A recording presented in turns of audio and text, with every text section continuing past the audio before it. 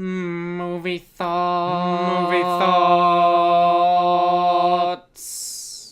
Money Monster, directed by Jodie Foster, starring George Clooney, Jack O'Connell, and Julia Roberts.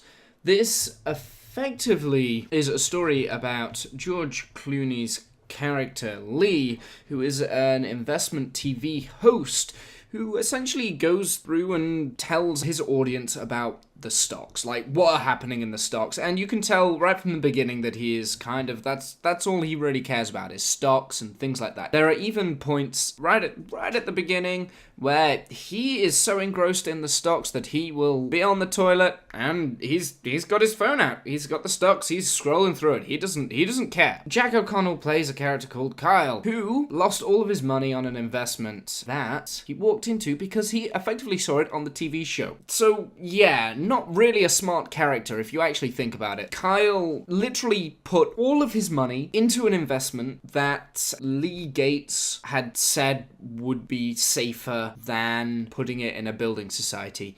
And like straight off the bat, that's dumb. No one should do that. No, never put all your eggs in one basket. That's a big well-known saying. But still, so you don't really think that he's a very clever character, but you do feel for him because he has lost something and he represents that small working class, that little mind from down below that looks up and is grinding away day after day, and he represents that, and to the audience that's kind of a nice little way to channel it. Now, the way that I think Hollywood has treated his character is pretty much, they've made him dumb and stupid, but they want to give the angle to him. But really, if I think about it, the more poor people I know, the cleverer they get. And I generally mean that. They're like really, like all of my friends, and I'm not exactly rolling in money or anything like that, but all of my friends that I know that like do the 9-to-5 work every day and have to grind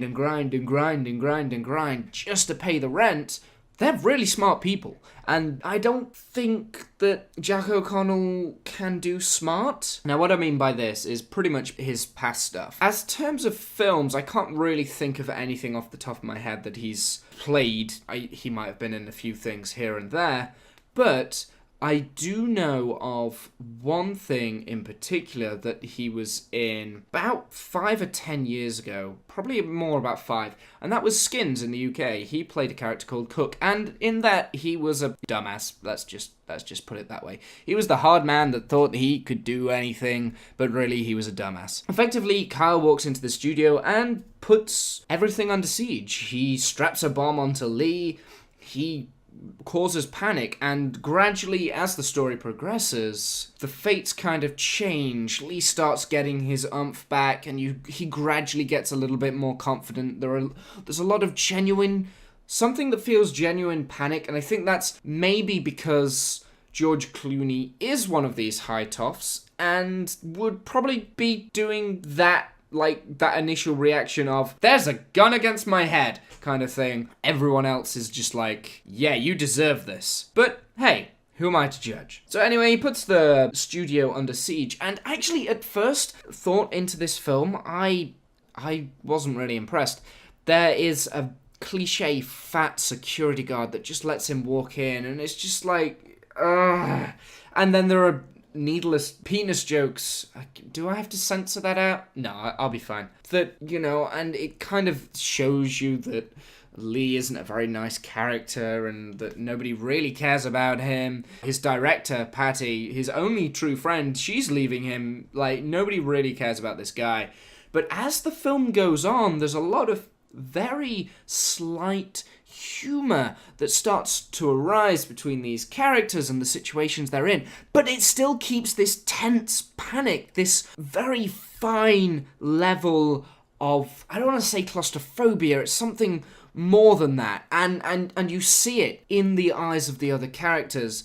And actually, Jack O'Connell, later on in the film, is actually really falls through really well. There's a lot of, like, you can see it in his head that he's been through a lot, that he's got a lot of stuff that he needs to sort out in his head. And George Clooney, he does the same as well. He's got a lot going on in his head. And Julia Roberts' character, well, she's not as good as the other two, but she fits in and weaves in nicely. And there's also a rather cool, albeit obvious, subplot about where all this money has gone to. That being said, the only thing that I really was a little bit iffy on was maybe some of the direction. And what I mean by this is the direction with the action and the comedy, that's great. And with the actors, that's great. I think that Jodie Foster did a fantastic job with the actors and stuff like that. But I don't think she's quite got the mindset of cinematography. There are a few bits where you're just watching people watch the television,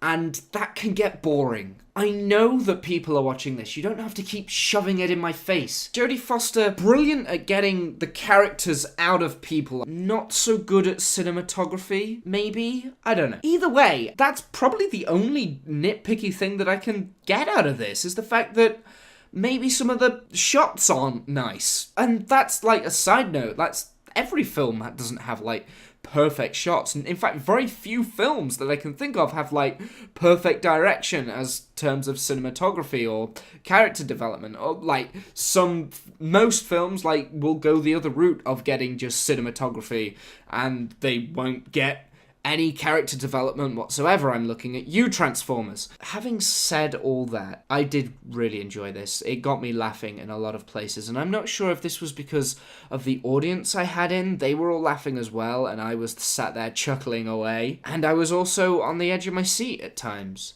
And I think it got me doing that at the right times and when they wanted me to do that. And that, for me, means that this was a good film. So, having said that, I'm going to give this, out of 10, an 8 out of 10. So, actually, yeah, even though I've generally knocked back the direction and stuff, I'm giving it a high score.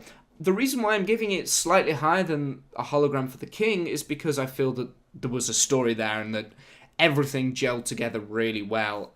I did really enjoy this, actually. Thinking back, I think I could probably go and watch that again, maybe. I don't think I could watch it a number of times, but just one more, I'd like to watch that again. Anyway, thank you very much for having me. I'm gonna go make some food now, because I just got in from the cinema and I'm really hungry.